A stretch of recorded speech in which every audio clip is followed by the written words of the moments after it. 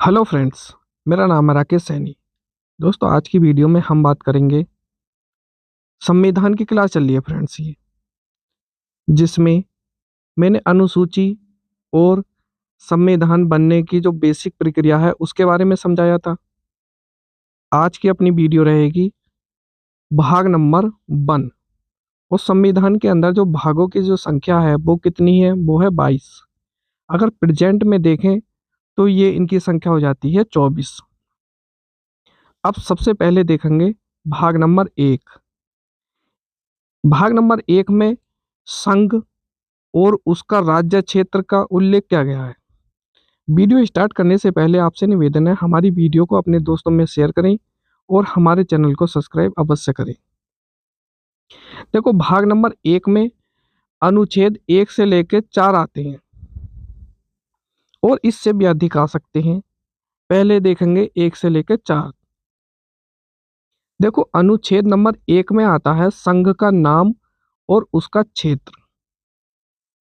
इसमें बताया गया है कि भारत राज्यों का एक संघ है।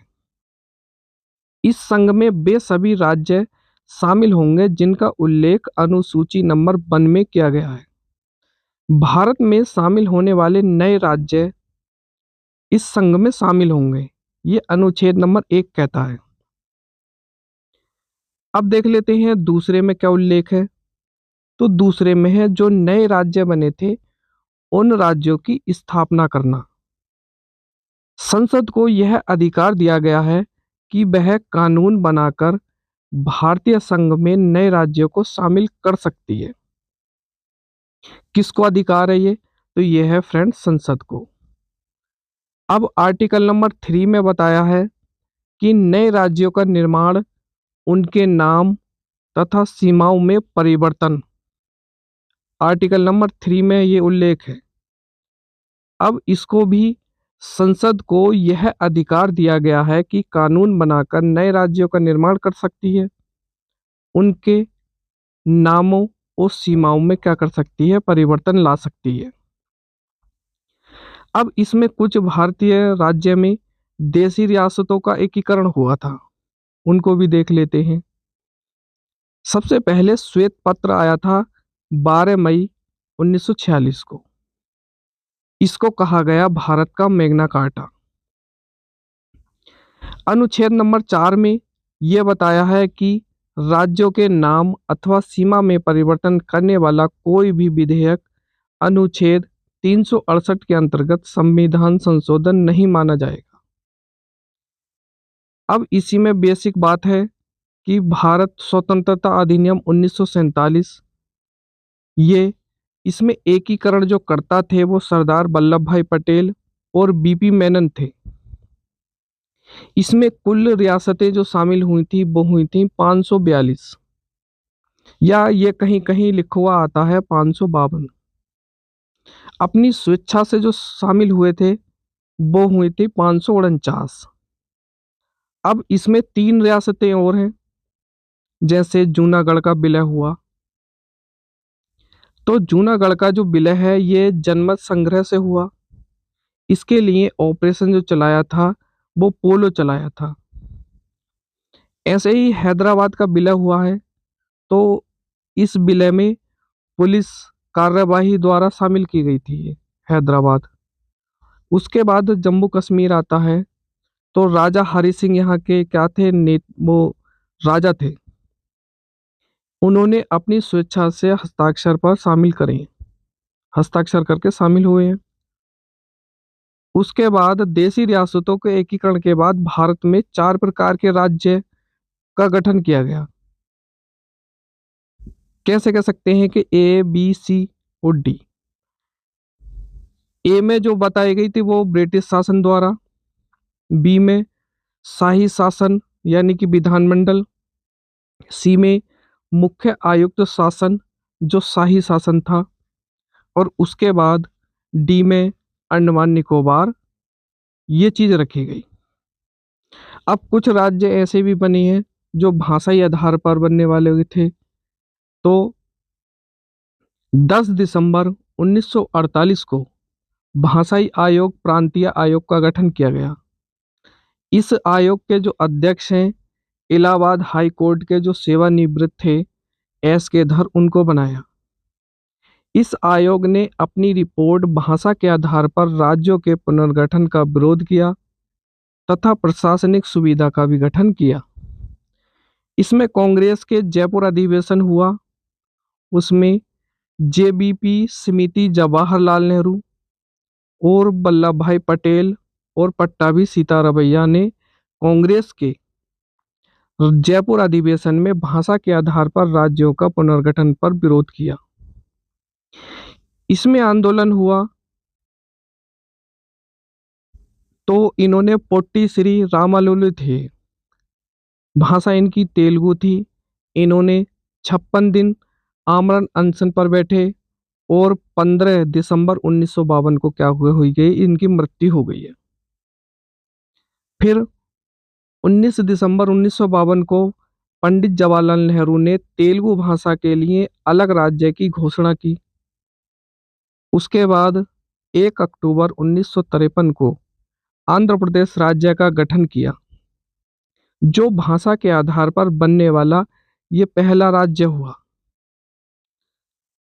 जब उस समय राज्य पुनर्गठन आयोग जो बना, उसका जो गठन हुआ 22 दिसंबर 1953 को, इसके अध्यक्ष बनाए गए अफजल अली और इसमें अन्य अध्यक्ष थे के.एम. पणिक्कर और हृदयनाथ कुंजरू। ये अपनी रिपोर्ट सौंपते हैं 30 दिसंबर 1955 को। सिफारिश जो हुई वो 16 राज्यों और 3 केंद्र शासित प्रदेशों को बनाया गया। राज्य पुनर्गठन अधिनियम 1956 के अनुसार भारत में 14 राज्य और 6 केंद्र शासित प्रदेश बनाए गए। अब इनको देख लेते हैं, ये कौन कौन से थे। राज्यों में जम्मू कश्मीर, पंजाब, राजस्थान, मुंबई, मैसूर, केरल, मद्रास। आंध्र प्रदेश, उड़ीसा, पश्चिमी बंगाल, असम, बिहार, यूपी और मध्य प्रदेश। ये 14 राज्य हैं जो भाषाई आधार पर बनाए गए। कुछ केंद्र शासित प्रदेश हैं, यानी कि 6। कौन कौन से? दिल्ली, हिमाचल प्रदेश, मणिपुर, त्रिपुरा, अंडमान निकोबार और लक्षद्वीप। 14 राज्य हैं और 6 केंद्र शासित प्रदेश हैं, ये भाषाई आधार पर बने। उसके बाद 1954 में फ्रांस से पांडुचेरी को लिया गया, यानी कि अलग करा गया, और 1956 में पांडुचेरी को केंद्र शासित प्रदेश बनाया गया। 1961 में गोवा को पुर्तगाली से छीना और 1962 में गोवा को, यानी कि 56वां संशोधन अधिनियम करके केंद्र शासित प्रदेश बनाया गया। वहीं 1960 में मुंबई से 2 राज्य बनाए, महाराष्ट्र और गुजरात। गुजरात 15वां राज्य बनाया। उसके बाद 1963 में असम से भी 2 राज्य बने, असम और नागालैंड, जिसमें नागालैंड को ये 16वां राज्य के रूप में मान्यता दी गई। वहीं 1966 में पंजाब से पंजाब और हरियाणा अलग करा गया, जिसमें हरियाणा को 17वां राज्य का दर्जा दिया गया। किस अधिनियम द्वारा? तो 18वां संविधान संशोधन किया गया। फिर 1971 में हिमाचल प्रदेश को पूर्ण राज्य का दर्जा दिया गया। ये जो दर्जा है ये 18वां संविधान संशोधन अधिनियम द्वारा दिया गया। उसके बाद 1972 में मणिपुर को बनाया 19वां संविधान संशोधन करके। फिर 1972 में ही त्रिपुरा बना, 20वां राज्य बना, 20वां संविधान संशोधन। उसके बाद मेघालय तो 21वां राज्य बनाया और ये बनाया 22वां संविधान संशोधन अधिनियम द्वारा। 1975 में सिक्किम को भारत में मिलाया गया, ये बनाया गया राज्य 22वां। इसमें जो संशोधन करा गया वो 36वां संविधान संशोधन अधिनियम द्वारा सिक्किम को जोड़ा गया भारत के अंदर। फिर उसके बाद 1987 में असम से मिजोरम को अलग करा गया और अरुणाचल प्रदेश को, जिसमें मिजोरम 23वां राज्य बना और 53वां संविधान संशोधन अधिनियम द्वारा करके। अरुणाचल प्रदेश 24वां राज्य बना। फिर 1987 में गोवा को जो पूर्ण राज्य है वो 25वां राज्य के रूप में दर्जा मिला है। उसके बाद 1 नवंबर 2000 को छत्तीसगढ़ बना 26वां राज्य और 9 नवंबर 2000 को उत्तराखंड 27वां संविधान संशोधन अधिनियम द्वारा। फिर उसके बाद में 15 नवंबर 2000 को झारखंड बना और 28वां राज्य के रूप में। फिर उसके बाद में अंतिम में 2 जून 2014 को तेलंगाना 29वां राज्य के रूप में बनकर उभरा। अब बात कर लें कुछ क्षेत्रीय परिषद के बारे में। तो क्षेत्रीय जो परिषद होती है फ्रेंड, ये होती है संवैधानिक एक संस्था है। ये क्षेत्रीय परिषदों के गठन का जो सर्वप्रथम विचार है वो जवाहरलाल नेहरू द्वारा लाया गया। क्षेत्रीय जो परिषद का जो अधिकार होता है गठन का, वो राष्ट्रपति को दिया जाता है। क्षेत्रीय परिषद के सदस्य कौन कौन होते हैं, तो आइए समझ लेते हैं। इसमें सबसे पहले नंबर भारत राज्य के गृह मंत्री और राष्ट्रपति द्वारा मनोनीत एक केंद्रीय मंत्री होता है। इसमें राज्यों के मंत्री मुख्यमंत्री होते हैं। इसमें राज्यपाल द्वारा दोनों मंत्री मनोनीत होते हैं और केंद्र शासित प्रदेशों के लिए राष्ट्रपति द्वारा मनोनीत एक सदस्य होता है। योजना आयोग और नीति आयोग का सदस्य होता है जो सलाहकार के रूप में होता है। और उसके बाद राज्यों के एक मुख्य सचिव होता है, ये भी सलाहकार होता है। क्षेत्रीय परिषद का जो अध्यक्ष है वो गृह मंत्री या राष्ट्रपति द्वारा मनोनीत सदस्य कैबिनेट मंत्री द्वारा होता है। उपाध्यक्ष जो होते हैं वो मुख्यमंत्री होते हैं, जो प्रति वर्ष ये बदलते रहते हैं। जबकि भारत में जो कुल क्षेत्रीय परिषदों हैं वो उनकी संख्या कितनी है, तो उनकी संख्या है 5। इस तरीके से वर्णन कर सकते हैं। देखो, उत्तरी क्षेत्रीय परिषद का जो मुख्यालय है वो कहाँ पर है, दिल्ली में। पश्चिमी क्षेत्रीय परिषद का जो मुख्यालय है वो है मुंबई में। और पूर्वी क्षेत्र का जो मुख्यालय है वो पश्चिमी बंगाल कोलकाता के अंदर है। और अंतिम में दक्षिण क्षेत्रीय परिषद का जो मुख्यालय है वो है चेन्नई में।